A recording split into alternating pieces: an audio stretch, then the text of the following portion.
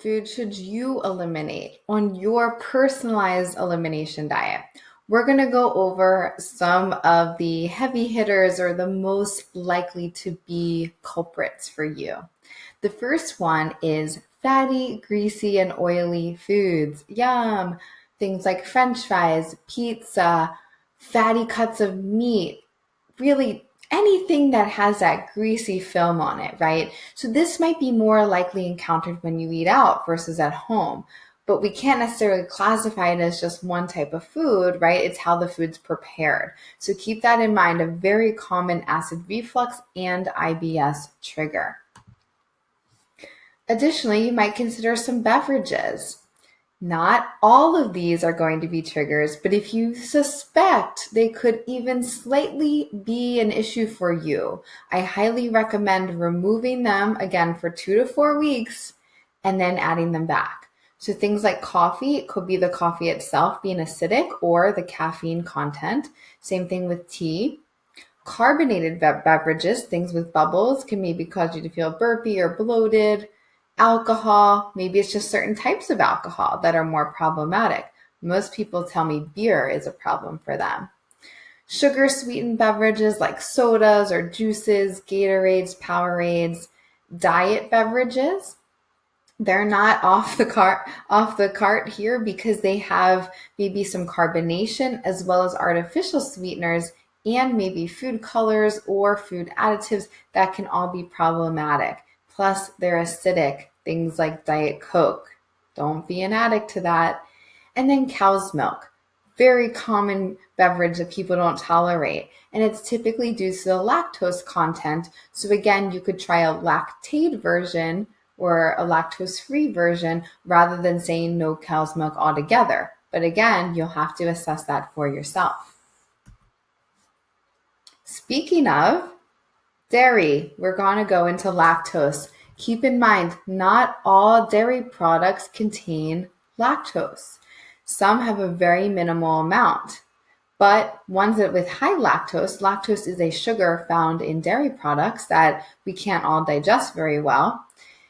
High lactose dairy products include ice cream, regular milk, sour cream, even cottage cheese or ricotta cheese can contain higher levels than other types of cheeses or other types of yogurt or again lactate version of these products. So again, you'll have to assess your own tolerance and you might do okay with a little bit but not a lot.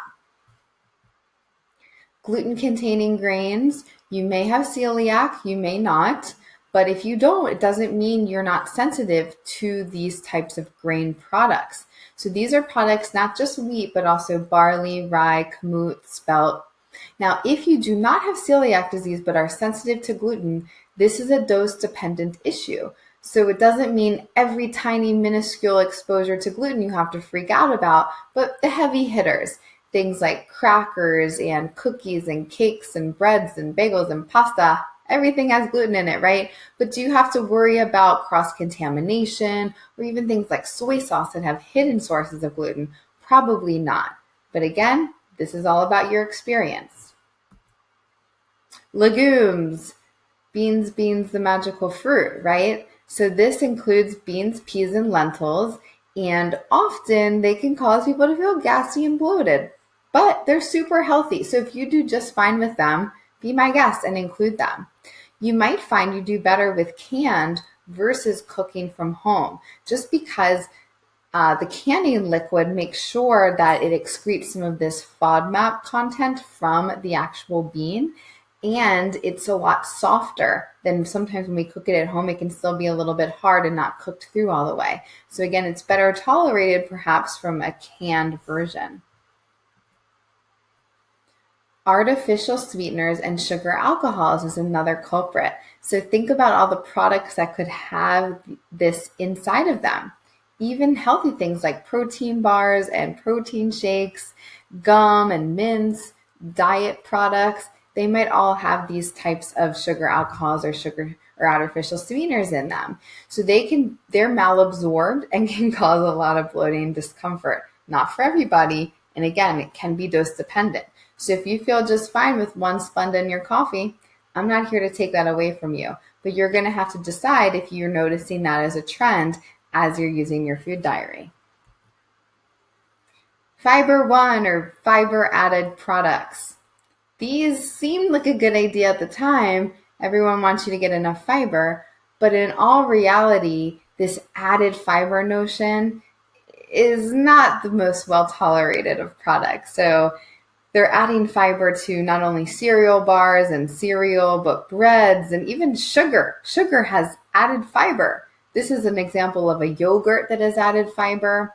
Oh my God, Quest bars, don't get me started there. They have about 15 grams of added fiber. So even though we know fiber can be your friend, if you have digestive discomfort, I don't recommend eating foods with added fiber. Things like inulin or chicory root, those are examples of things you might see on the label. There's other terms for fiber, added fiber, but usually it will tell you on the front of the label because they're trying to market that. Okay, next up would be too much fructose. So fructose, I want you to think of fruit sugar. So fructose is really found in a lot of different foods, but mainly focusing on the heavy hitters like dried fruits or fruit juices. Certain types of sweeteners like agave and honey are higher in fructose. So just being mindful of that, and even just altogether how much fruit you're eating. So if you're that person that makes a big smoothie and puts like 6 different fruits in there, might not be the best idea if you're struggling to digest things. So maybe cut it back to about a cup of fruit at once, and maybe have a limit of 3 fruits per day, making sure to focus on fresh fruits.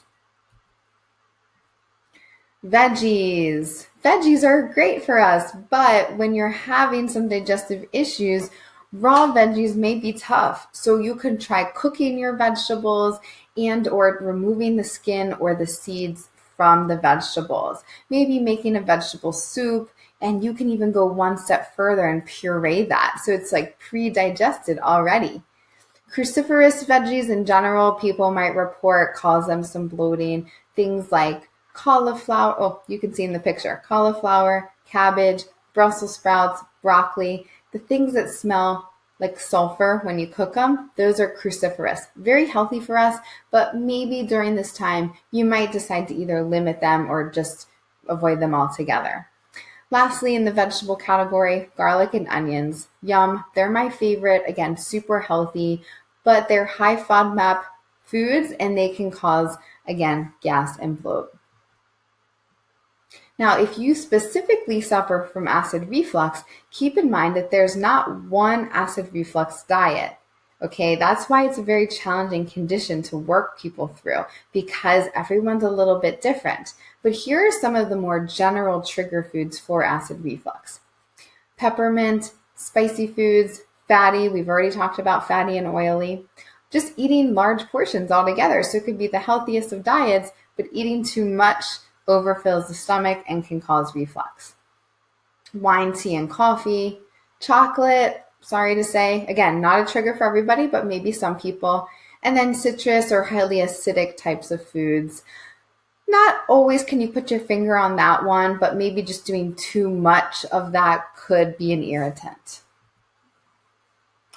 Now, the next activity you're going to be doing is identifying your own trigger foods. There's going to be a spreadsheet for you to fill out where you can actually think this through based on your past experiences with eating these foods and or any lab testing you had for allergies, intolerance, or sensitivities. Things that you even slightly suspect, it's worth it to throw it on the trigger list because you can always reintroduce it later on. All right.